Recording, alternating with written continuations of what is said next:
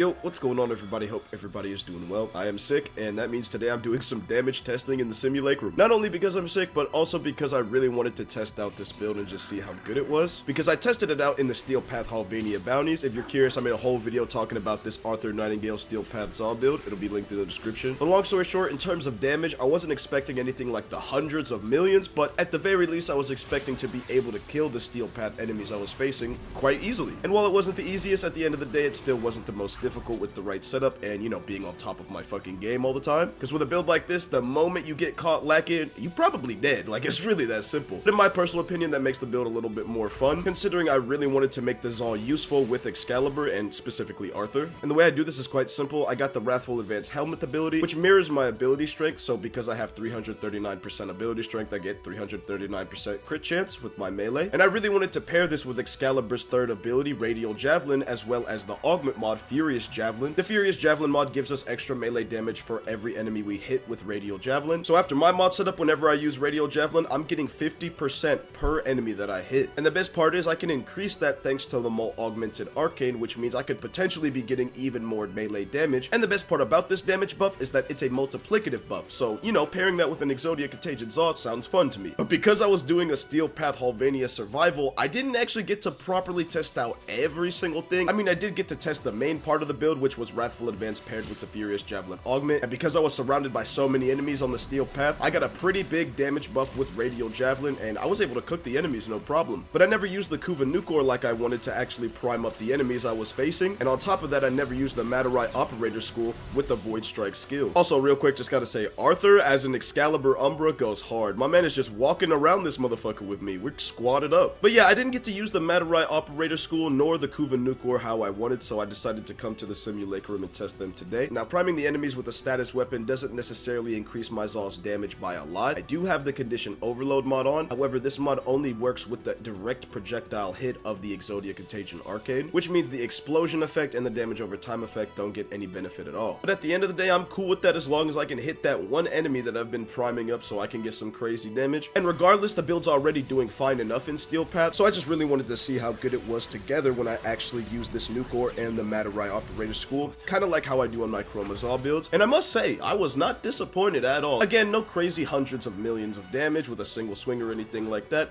but the fact that I'm still doing these tier 6 red crits, hitting over consistent millions of damage every time I have all these abilities activated, means at the end of the day, this build's a pretty big W in my eyes. I really like Excalibur as a Warframe. He is literally my second favorite Warframe in the entire game, and considering that he was my original main, I always wanted to make a ZOUL build that was pretty fun with him, regardless of how good it was, and I think I've done just that. And yeah, guys, that's pretty much going to be it for this video. I'm really happy with this build, and I think it's pretty fun. If you haven't checked it out, again, the video will be linked in the description. I highly recommend anybody try out this ZOUL build, because if you got the right setup for it, it can be pretty fun. Before this video ends, real quick, just wanted to say thank you guys so much for all the support on the channel. And yeah, guys, that's going to be it for me. Keep your head up, stay positive, and with that being said, thanks for watching.